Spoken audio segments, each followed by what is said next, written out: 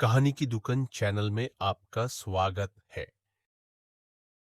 अरे कब से कुंडली देखे जा रहा है, कुछ बताएगा भी? हाँ बेटी बताऊं ना। इसकी शादी का योग कब बनेगा? हर लड़के को रिजेक्ट कर देती है। इतनी देर में आलिया भी जॉगिंग से घर वापस आकर उनके साथ ही बैठ जाती है। अरे आशीष भाई आप, मुझे सुबह से ही लग रहा था कि कुछ अपशगुन होने वाला है। देखिए आप आ गए। मुझे तो उस लड़के के लिए अभी से बुरा लग रहा है, जिसे तेरे लिए कुर्बान होना पड़ेगा। बेचारा। वैसे आप इतने बड़े ज्योतिषी बन गए, लेकिन अभी तक कुंवारे हो। क्या बात है? ग्रह योग नहीं बना रहे या कुछ और बात है?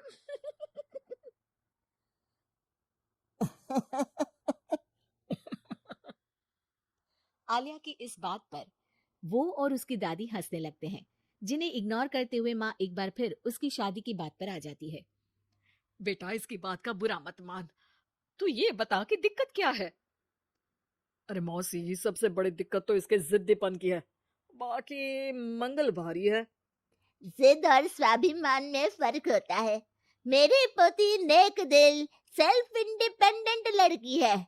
ऐसे ही कुछ कॉम्प्रोमाइज करके कहीं भी शादी थोड़ी ना कर लेगी। माँ जी, आपने ही इसे बिगाड़ कर रखा है। माँ, दादी और भाई की नॉन स्टॉप शादी वाली बातें सुनकर आलिया गुस्से में उठ खड़ी होती है। माँ, आपको पता है मैं इन सब चीजों पर बिलीव नहीं करती, फिर भी आप लोगों ने मिलकर घर को सर्कस बना दिया है। घर वालों को ये सब सुनाकर आलिया तैयार होती है ऑफिस के लिए निकल जाने को, जहाँ रास्ते में उसे एक छोटी बच्ची फूल बेचते हुए मिलती है। दीदी, फूल खरीद लो ना, आज मेरी मम्मी का बर्थडे है। अच्छा, कितने के हैं? सिर्फ आपके लिए एक फूल, 20 रुपीज। आलिया उस बच्ची से सारे फूल खरीदकर ऑफिस पहुंचकर उन्हें सब में बांट देती है। क्या बात है? ये फूल किस खुशी में बांटे जा रहे हैं? फूल मिलने से सबके चेहरे पर जो खुशी आई है ना, उसी की समझ लो। चलो काम करते हैं। ऐसे ही आलिया अपने आसपास के लोगों में खुशियां बांटते हुए डेली लाइफ बहुत खुशी से जी रही होती है। दिन बीतते रहते हैं। एक शाम आलिया और उसकी दोस्त आइसक्रीम खरीदने जाती हैं। भैया, 2 चॉकलेट आइसक्रीम देना। तुम्हारा चॉकलेट आइसक्रीम से प्यार मुझे आज तक समझ नहीं आया। आइसक्रीम लेकर आलिया की दोस्त तो वहां से चली जाती है, लेकिन जैसे ही आलिया जाने लगती है, तभी एक जरूरतमंद बच्चा उसके पास आता है। दीदी, आइसक्रीम खिला दो। आलिया बिना कुछ सोचे अपनी आइसक्रीम उसे दे देती है। ये सब देख वहीं खड़ा देव आलिया के पास आता है। आप उसे पैसे भी तो दे सकती थी।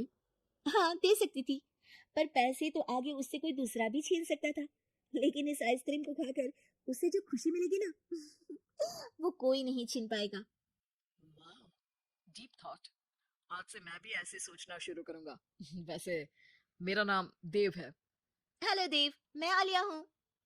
और इस तरह दोनों बातें करते हुए साथ चलने लगते हैं, जिसके बाद धीरे धीरे दोनों की बातें और फिर मुलाकातों का सिलसिला शुरू हो जाता है। इसी तरह कुछ महीने बीत जाते हैं। अब दोनों एक दूसरे को पसंद करने लगते हैं। मेरी मम्मी को उनके सोशल वर्क के लिए सम्मानित किया गया है, तो आज फैमिली डिनर में तुम भी आ सकती हो। अगर तुम्हारी मम्मी की गिफ्ट के लिए तुम मेरे साथ शॉपिंग चलोगे तो जरूर आऊंगी। दोनों शॉपिंग पर जाते हैं और रात को आलिया देव की मम्मी के लिए सुंदर लाल साड़ी लेकर डिनर पर पहुंचती है, जहां गिफ्ट देने और थोड़ी बात करने के बाद सब डिनर करने बैठते हैं। आंटी, आपको साड़ी कैसी लगी? अ, ठीक है। मतलब मैं एक सोशल वर्कर हूँ, तो ज्यादातर सोबर कपड़े ही पहनती हूँ। डोंट वरी, मम्मी के इस स्पेशल मौके पर ये साड़ी जरूर पहनेंगी। इसी तरह बातें आगे बढ़ती हैं और डिनर खत्म होने पर आलिया घर वापस आती है, जिसके बाद से ही वो देव के साथ बात करना बंद कर देती है।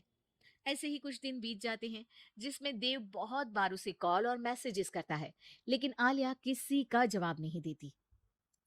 क्या हुआ? सब कुछ तो अच्छा चल रहा था, फिर तुमने देव से बात करनी क्यों बंद कर दी? उसकी मम्मी को घर में बहू नहीं, नौकरानी का रिप्लेसमेंट चाहिए, जो मैं नहीं बन सकती। अरे इतनी जिद भी अच्छी नहीं। लड़कियों को थोड़ा कॉम्प्रोमाइज तो करना ही पड़ता है। तुम्हारे लिए देव से ज्यादा सूटेबल लड़का तुम्हें नहीं मिल सकता। माँ उसे ये सब बोल ही रही होती है कि उसके फोन पर मैसेज आता है, जिसे पढ़कर वो तुरंत घर से निकलकर हॉस्पिटल पहुंचती है, जहां देव अकेला परेशान खड़ा होता है। पर आलिया उसके पास न जाकर एक कमरे में जाती है और कुछ देर बाद बाहर निकलकर घर वापस आ जाती है। इसके कुछ दिनों बाद देव और उसकी मम्मी आलिया के घर आते हैं। अगर तुम हॉस्पिटल आकर ब्लड डोनेट नहीं करती तो शायद आज मैं यहाँ सबके साथ नहीं होती। तुमने मेरी आंखें खोल दी।